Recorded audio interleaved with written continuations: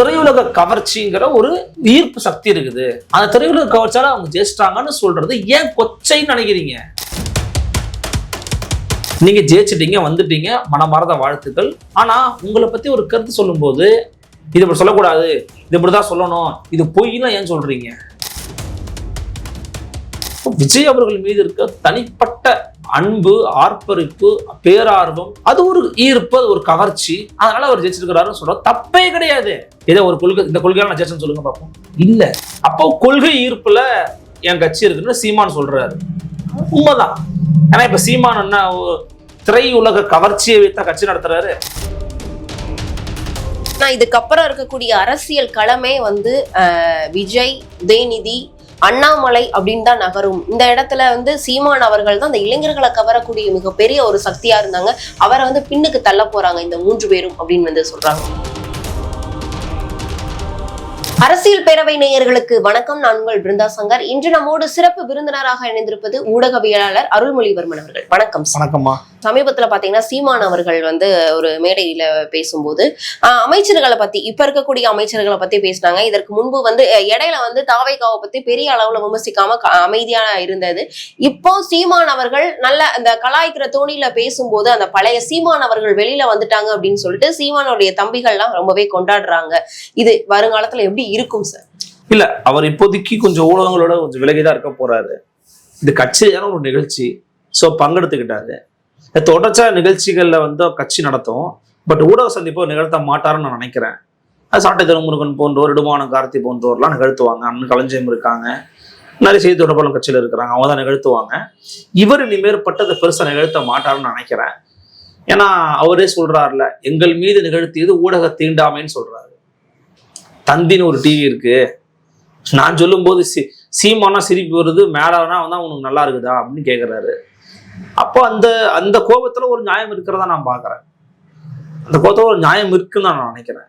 ஏன் even though we are in media நம்ம ஏன் சொல்றோம் அப்படின்னா, ஒரு கட்சியினுடைய தலைவர் தொடர்ச்சியா பல மாற்றங்கள் குறித்தும் சமூக அக்கறையோடு பல கருத்துக்களை சொல்லியும் கூட அதையெல்லாம் பெருசா இந்த அரசாங்கமோ அல்லது ஊடகங்களோ எதிர்கட்சிகளோ கண்டுக்கல. ஆனா இன்னைக்கு ராசி, அதாவது மற்ற பல பேர் என்ன சொல்றாங்கன்னா, ரொம்ப கொச்சப்படுத்துறீங்க முதலமைச்சர் விஜய் அப்படிங்கிறாங்க. இதை கொச்சப்படுத்த ஒண்ணுமே இல்லை. கவர்ச்சி அப்படின்னா பொருள் என்ன நீங்க சொல்லுங்க? கவர்ச்சினா பெண்கள் அப்புறம் அரைகுறை ஆடையோடு இருப்பது, இதுதான் கவர்ச்சி. உடல் அடிப்படையாக வைத்தான் கவர்ச்சிங்கிறது முதல்ல ஒரு மட்டமான சிந்தனை. ஒருத்தருடைய பேச்சு நமக்கு கவர்ச்சியா இருக்கலாம், ஒருத்தருடைய கொள்கை நமக்கு கவர்ச்சியா இருக்கலாம், கண்டிப்பா ஒருத்தருடைய அறிவு நமக்கு கவர்ச்சியா தோணலாம், ஒருத்தருடைய பண்பு நமக்கு கவர்ச்சியா தோணலாம். இப்படி எவ்வளவோ விதமான ஈர்ப்பு அப்படிங்கிறது ஒண்ணு இருக்குது. அப்போ கொள்கை ஈர்ப்புல என் கட்சி இருக்குன்னு சீமான் சொல்றாரு. உண்மைதான். ஏன்னா இப்ப சீமான் என்ன திரையுலக கவர்ச்சியை வைத்த கட்சி நடத்துறாரு? இல்ல, அவர் எடுத்த தம்பி படுத்த கட்சிக்காரங்க பல பேர் பார்த்துருப்பாங்கன்னு நமக்கு தெரியாது. கண்டிப்பா. அப்போ அது கொள்கை ஈர்ப்பால் உருவான ஒரு கட்சி. பாஜக மோடி 10 பேர் நடிச்சு ஹீரோ இருக்கு, ஹீரோ நடிச்சாரா? இல்ல அமித்ஷா வில்லனா நடிச்சாரா? அமித்ஷாவோட போட்டோ போட்டு தமிழ்நாட்டில் இருக்கிற வில்ல போட்டோ போட்டுட்டு இருந்தாங்க.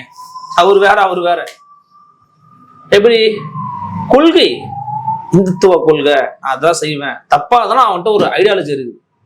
அப்ப இங்க என்ன இருக்குன்னா, திரையுலக கவர்ச்சிங்கிற ஒரு ஈர்ப்பு சக்தி இருக்குது.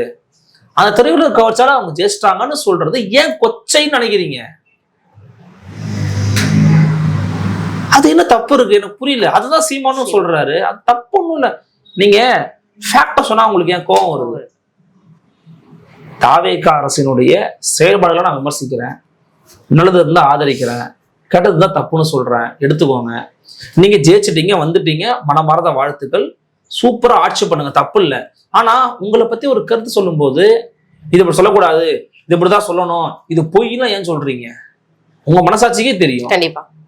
எந்த கொள்கையை வச்சு, எந்த கொள்கையால நீங்க ஜெயிச்சீங்கன்னு பச்சையா ஓப்பனா சொல்லுங்க. ஏதோ ஒரு கொள்கை, இந்த கொள்கையால நான் ஜெயிச்சேன்னு சொல்லுங்க பார்ப்போம். இல்ல இல்ல, விஜய் அவர்கள் மீது இருக்க தனிப்பட்ட அன்பு, ஆர்ப்பரிப்பு, பேரார்வம், அது ஒரு ஈர்ப்பு, அது ஒரு கவர்ச்சி. அதனால அவர் ஜெயிச்சிருக்கிறாருன்னு சொல்ற தப்பே கிடையாது. முதல்ல அது தப்பானது, மலினமானதுங்கிற சிந்தனையே மோசமானது.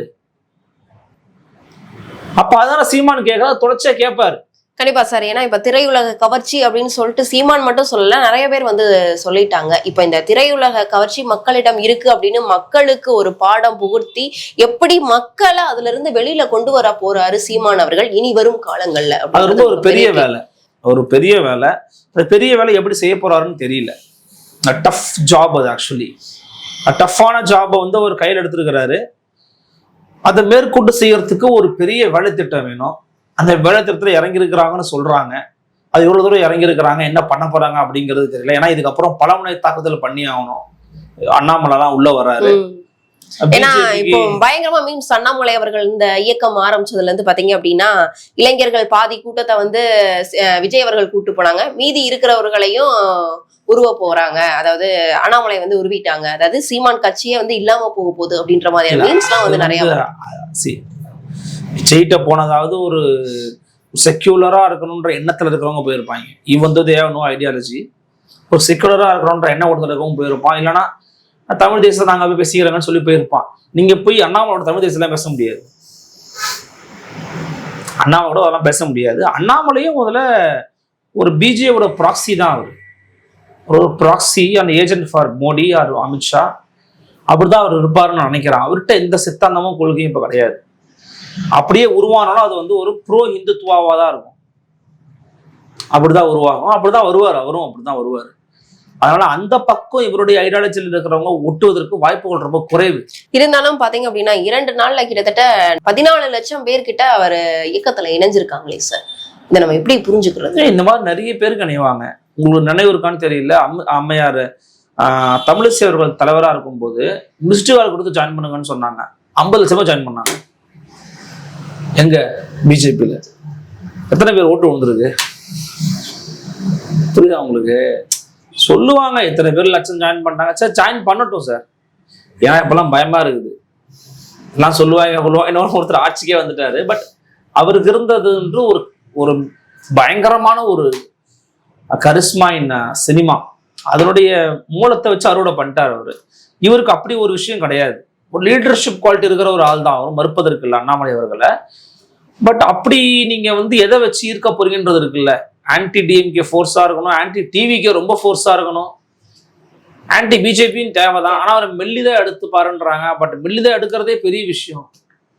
மோடியை தொட்டுட்டு மோடி கூடவே இருந்துட்டு மோடி எடுத்து பேசிடுவீங்க நீங்க? அவ்வளவு பெரிய ஆள் நீங்க, பார்க்கத்தானே போறோம். கண்டிப்பா. ஏன்னா இதுக்கப்புறம் இருக்கக்கூடிய அரசியல் களமே வந்து விஜய், உதயநிதி, அண்ணாமலை அப்படின்னு தான் நகரும். இந்த இடத்துல வந்து சீமான் அவர்கள் தான் இந்த இளைஞர்களை கவரக்கூடிய மிகப்பெரிய ஒரு சக்தியா இருந்தாங்க. அவரை வந்து பின்னுக்கு தள்ள போறாங்க இந்த 3 பேரும் அப்படின்னு வந்து சொல்றாங்க. இதெல்லாம் வந்து நம்ம விருப்பப்பட்டது பேசிக்க வேண்டிய நரேட்டிவ் தான். நம்ம திருமாவளவன் எங்க இருப்பாரு? காணா போயிருவாரா? அன்புமணி எங்க சாட போயிருவாரா? தூங்க போயிருவாரா? இவங்கெல்லாம் யாரு? பழந்தன்னு கொட்டை போட்டவங்க கிடையாதா? இப்ப உதயநிதி, விஜய், அண்ணாமலைன்னு சேர்க்கறதே ஆச்சரியமா இருக்குதுங்க. நேத்து தாங்க ஒரு அமைப்பே ஆரம்பிச்சிருக்காரு. அவருக்கு ஒரு பெரிய மீடியா என்டார்ஸ்மெண்ட் இருக்குங்க. நான் சொல்றேன், நார்த் இந்தியால பேசுறாங்க அண்ணாமலை அண்ணாமலை அப்படிங்கிறாங்க. பவன் கல்யாணம் ஒரு இன்டர்வியூ கொடுக்குறாரு அண்ணாமலை பத்தி. இங்க இருக்கிற எல்லா மீடியாவும் டிபேட் எடுக்கிறாங்க. எப்படி எடுக்கிறீங்க நீங்க? எவ்வளவு மீடியா சொகுசு பாருங்க. இந்த சொகுசு சும்மா வந்த சொகுசா அல்லது செலவு செய்து வரவழைக்கப்பட்ட சொகுசா? ஆண்டவனுக்கு தான் தெரியும், அண்ணாமலைக்கும் தெரியும். கண்டிப்பா அவர் தான் விளக்கம் சொல்லணும். கண்டிப்பா பொறுத்திருந்து பார்க்கலாம். சீமான் அவர்கள் இதற்கு அடுத்த கட்ட நடவடிக்கையா மக்கள்கிட்ட எப்படி சந்திக்கிறாரு அப்படின்றதையும் பொறுத்திருந்து பார்க்கலாம். அரசியல் ரீதியா பல்வேறு விவரங்களை எங்களோட பகிர்ந்தமைக்கு நன்றிமா. நன்றி.